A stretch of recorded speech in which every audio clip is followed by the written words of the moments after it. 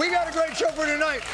Later on in the program, we're going to be joined by Dr. Patrick Soon-Shiong, famed cancer researcher and the owner of the Los Angeles Times. Perhaps he and I will be doing the Los Angeles Times crossword together on the program. Which, in my humble opinion, is subpar. Yeah, that's right. You heard me. Los Angeles Times crossword puzzle. 4-letter word. I love blank. Lucy. It's Lucy.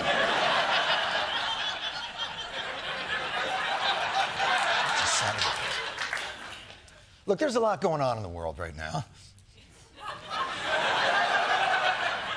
Obviously, that includes the major media news that everyone is talking about. I'm referring, of course, to the new Devil Wears Prada movie. I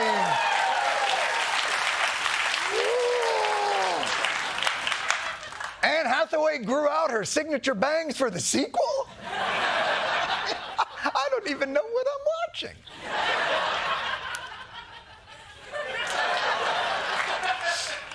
There was also big news in the world of late-night television, and we'll get to that later. No booing, not tonight. No, we're not going to boo tonight. We're going to listen to the sound bites. It's almost too important to boo. All right. But first, if Donald Trump was hoping that this would be the weekend that the Jeffrey Epstein story would finally go away, this would not be that weekend. A stunning story raising new questions about Trump's past relationship with the late sex offender Jeffrey Epstein. But I still have all the old questions. That haven't got, and those questions might go bad. But go on. President Trump is lashing out at the Wall Street Journal for claiming that he once sent a 50th birthday card to financier Jeffrey Epstein that contained a Bawdy doodle.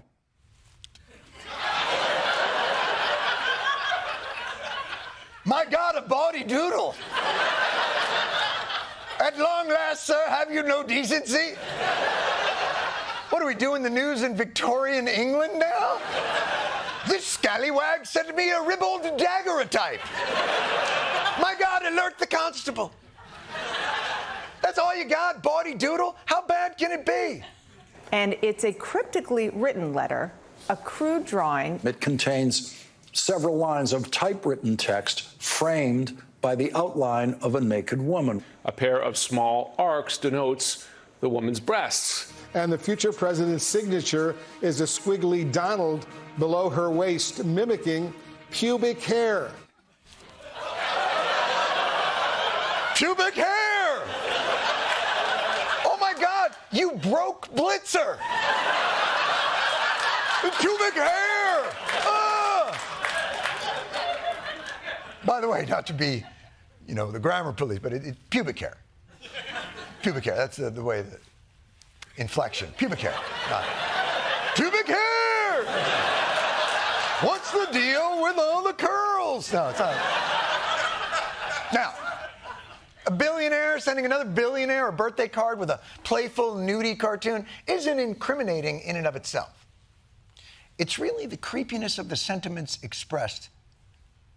Ladies and gentlemen, unfortunately, our lead, Meryl Streep, was unavailable tonight. So, performing tonight's creepy birthday card, please welcome, ladies and gentlemen, Nicole Wallace. Voiceover. There must be more to life than having everything, the note began. Donald. Yes, there is, but I won't tell you what it is. Jeffrey. Nor will I, since I also know what it is. Donald. We have certain things in common, Jeffrey. Jeffrey. Yes, we do, come to think of it.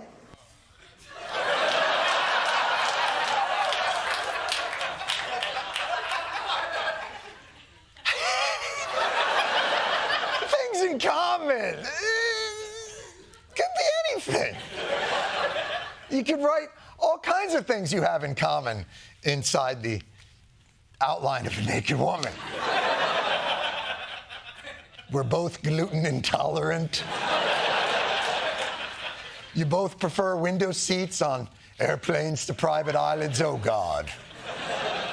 I hope Act 2 of this play doesn't make it worse. Donald, enigmas never age. Have you noticed that? Jeffrey, as a matter of fact, it was clear to me the last time I saw you. Donald, the pal is a wonderful thing. Happy birthday. And may every day be another wonderful secret. What did I tell you?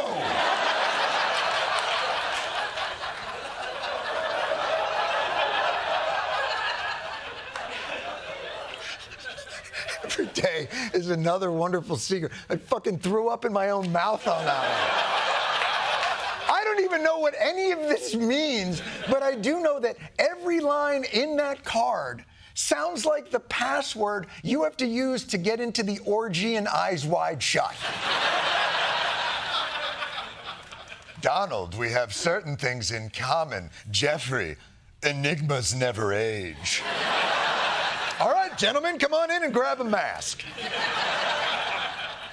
I gotta say, for that birthday card, how much must it have sucked to be the next guy in the office that had to sign that Epstein birthday card? You want me to sign it right by the pubic hair or by the just the little titties? What do you want? I'm just gonna write here's to 50 more. Now, MAGA World, as you know, is demanding the Epstein files, and yet somehow still has lined up behind Trump to defuse this apparently specific file, starting with the fact that Trump couldn't have written that birthday card. He doesn't know all the words that were in it. Somebody did an AI search, and out of decades and decades and decades of being a public figure and now a political figure, Donald Trump has never used the word enigma.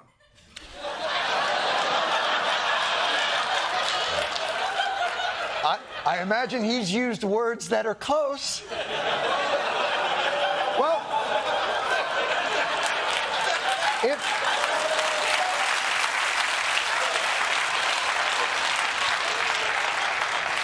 Well, if AI cannot find reference to the word enigma in all of Donald Trump's communiques over the roll 212. I'm first, Carson's second. Now, Carson's an enigma to me. Carson's an enigma. He knows the word.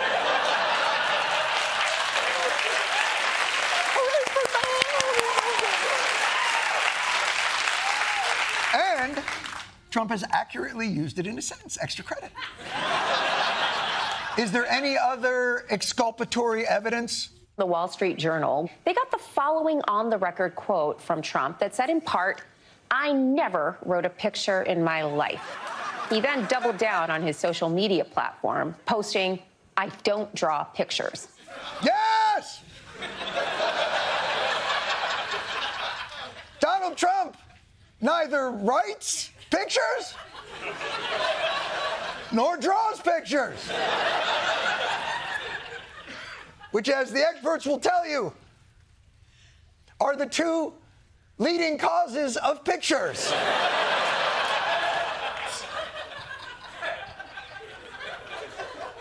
Obviously, that's not something you can probably search in AI. The only way you could disprove is with literal evidence of Donald's doodles. Trump in 2008, in his book, recalled donating an autographed doodle every year to charity. Here is a drawing of the New York City skyline, signed by Donald Trump in golden ink.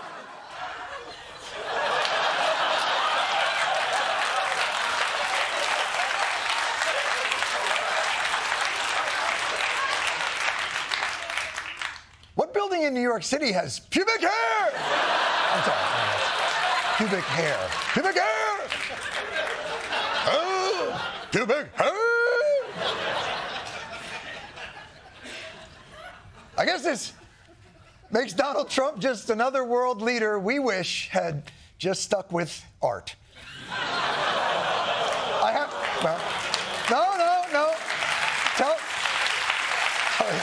Tell your friends. Look, I do have to say, it is a little troubling to me that Team Trump's talking points are, he doesn't even know that word, or he can't draw, and not, Why would anyone think he would write a creepy letter to a pedophile? I guess that's because Trump bragged about busting into the dressing rooms at Miss Universe contests and was accused of busting into the dressing room at Miss Teen USA pageants and told a couple of 14-year-olds he'd be dating them in 2 years.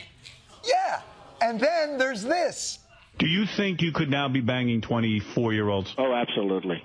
I have no trouble. Would you do it? I have no problem. Yeah, do you have an age limit, or would you? No, I have no age. I mean, I have an age. I don't want to be like upper bracket, yeah. Foley with 12-year-olds. I'm not a creep. I just want to make it clear. That is what he's admitting to when he knows he's being recorded. Literally, you're sitting in a studio with a giant sign that says, on air. And you're like, I mean, 12 would be just too much. I mean, come on. I mean, maybe it's a lot easier to argue over doodles and vocabulary than to have to confront whether a letter like this lines up with Donald Trump's character. They don't want people asking if the person who'd send a doodle to Jeffrey Epstein was also the type of person that would have said this in a deposition. When you're a star, they let you do it.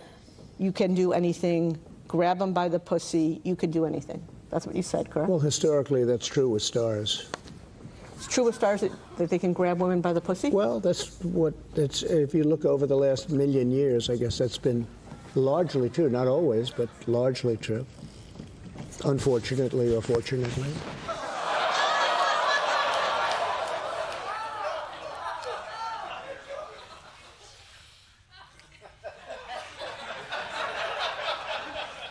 Guy's such an enigma. Again, I just want to point out here. Under oath, fortunately or unfortunately, under oath, he doesn't take a position on whether the coerced pussy grabbing is fortunate or unfortunate. None of this looks good. And as the temperature rises on the unanswered questions about Donald Trump's relationship with Jeffrey Epstein, the Trump administration was forced to respond. Breaking news. Moments ago, the Director of National Intelligence, Tulsi Gabbard, releasing the 230,000 files. Oh, my God. That's from this afternoon. It worked. The incessant public pressure, mainly from, I'll give credit, the MAGA base, has finally forced Trump's hand. Let's hear what's in those files. 230,000 files related to the assassination of Martin Luther King, Jr.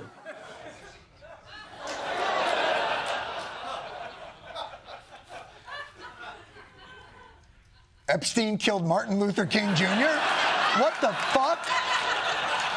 Why are you releasing that? What?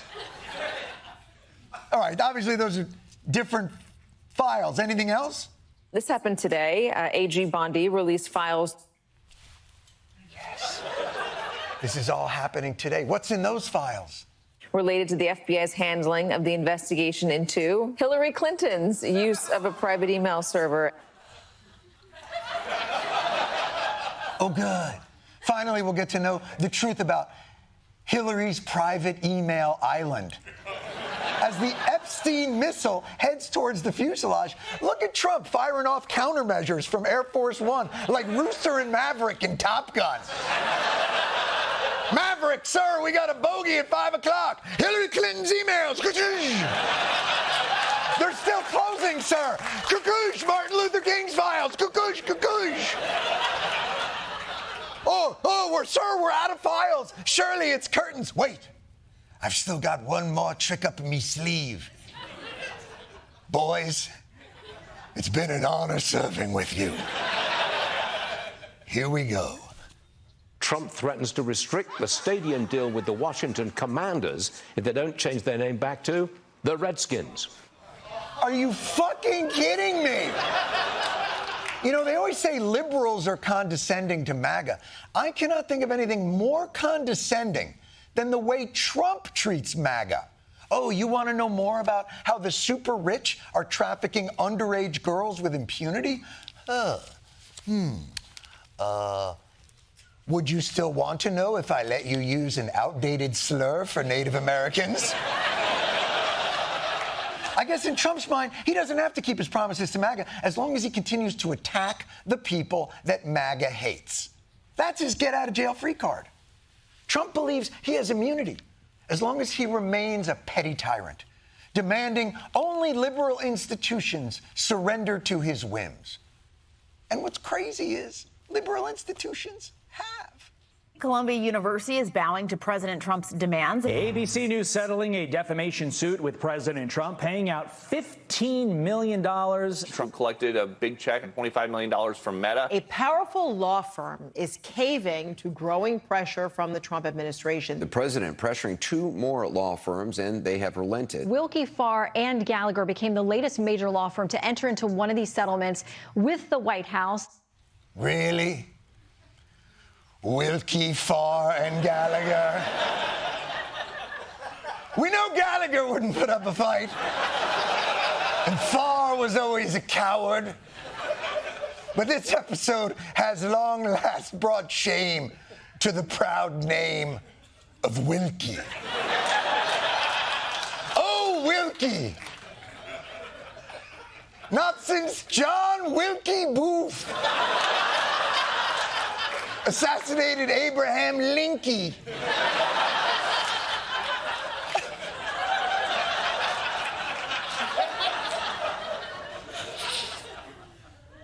Too soon?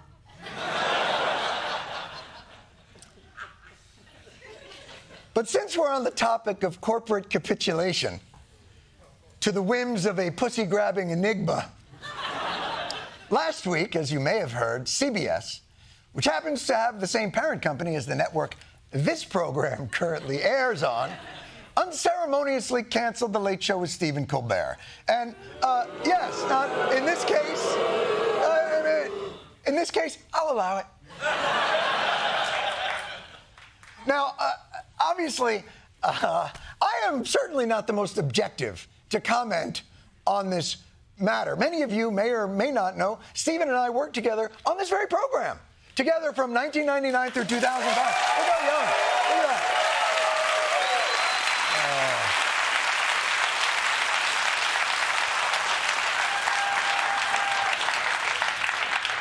Haven't changed a bit.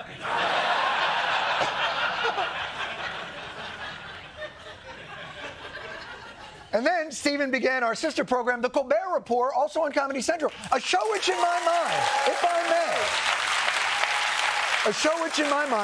remains to this day one of the most astounding accomplishments in satirical television, rendering a fictional character in real time 4 nights a week for 10 years so seamlessly, many viewers believed him to be the boorish, high-status idiot he was portraying. They were heady times, my friends. We were two pretty good-sized fish in a reasonably small, basic cable pond. Both of our shows reached an inflection point in 2015. Stephen chose to challenge himself by seeing if he could succeed the legendary David Letterman in, quite frankly, a much bigger pond than the one he and I had been swimming in. And I quit.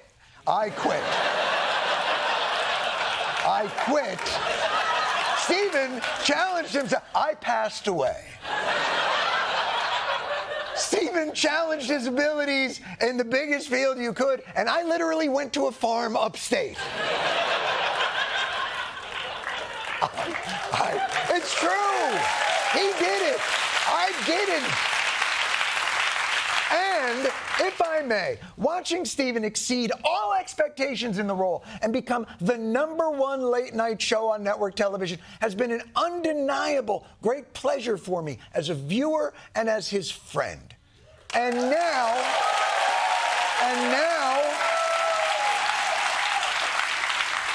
Stephen has been canceled for purely financial reasons.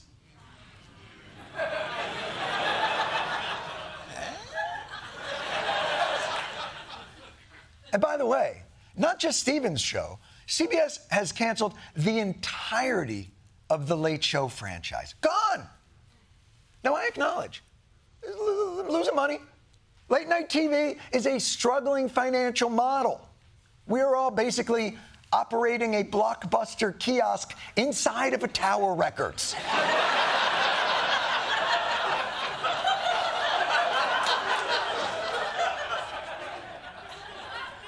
But when your industry is faced with changes, you don't just call it a day. My God!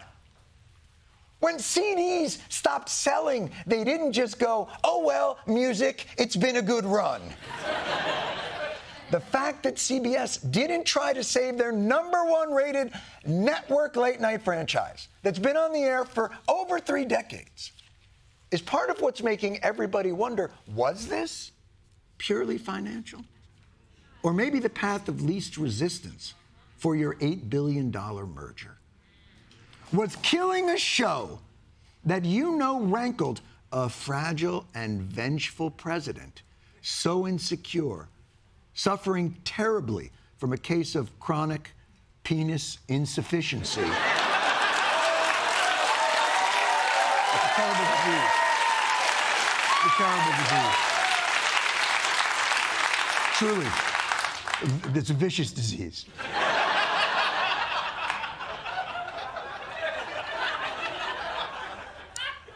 I believe CBS lost the benefit of the doubt 2 weeks prior when they sold out their flagship news program to pay an extortion fee to said president. At that time, poor Andy Rooney must have been rolling over in his bed. That's right. He's alive. Andy Rooney is alive. I probably buried the lead on this entire bit. Andy Rooney is alive. And he's just turning over in bed. You know what he's probably doing? Biding his time.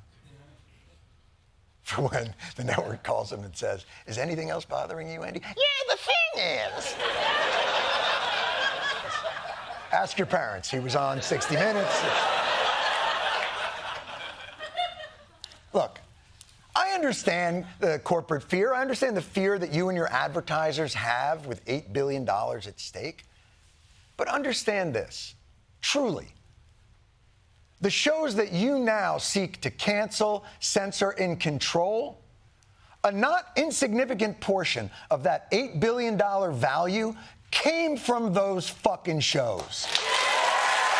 That's what made you that money. Shows that say something, shows that take a stand, shows that are unafraid. And not to, believe me, this is not a, we speak truth to power. We don't. We speak opinions to television cameras. But we try, we fucking try every night. And if you believe, as corporations or as networks, you can make yourselves so innocuous that you can serve a gruel so flavorless that you will never again be on the boy king's radar, A, why will anyone watch you? And you are fucking wrong. You want to know how impossible? Is it true? Do you want to know how impossible it is to stay on Lord Farquaad's good side? President Trump says he will sue the Wall Street Journal and its owner, Rupert Murdoch, who also owns Fox News. Donald Trump is suing Rupert Murdoch, the owner of Fox News, the man, other than Biden, maybe most responsible for getting Trump elected. Fox. Yeah, I fucking snuck that in there. Yeah.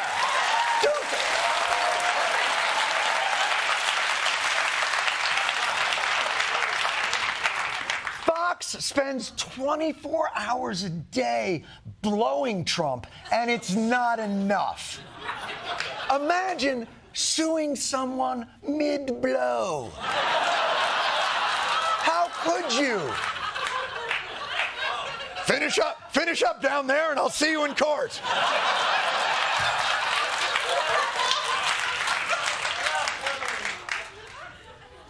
So here's the point. If you're trying to figure out why Stephen's show is ending, I don't think the answer can be found in some smoking gun email or phone call from Trump to CBS executives or in CBS's QuickBooks spreadsheets on the financial health of late night. I think the answer is in the fear and pre-compliance that is gripping all of America's institutions at this very moment. Institutions that have chosen not to fight the vengeful and vindictive actions of our pubic hair doodling commander-in-chief. This is not the moment to give in. I'm not giving in. I'm not going anywhere. I think. So to those institutions, to those corporations and advertisers and universities and law firms, all of them, if you still think that bending the knee to Trump will save you, I have one thing to say. I know you're scared.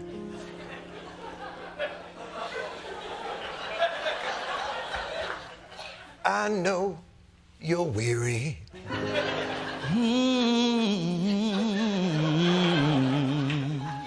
I know your plans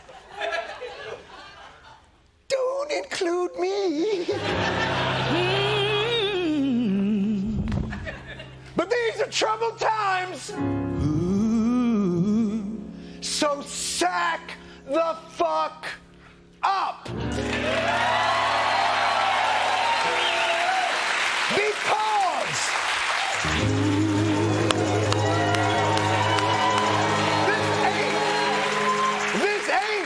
this ain't the time to shrink.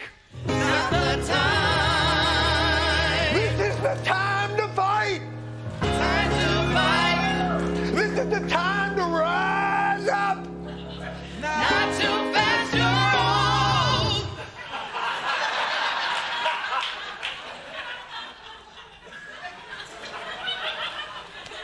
I am old. That is a true point. Obviously, the blood pressure, etc. But compliance and complacency is not the answer. We reject the mindless, machine-generated slop that offends nobody, and we affirm our shared humanity. We must continue to have humans make things that inspire and provoke other humans. ChatGPT wrote that.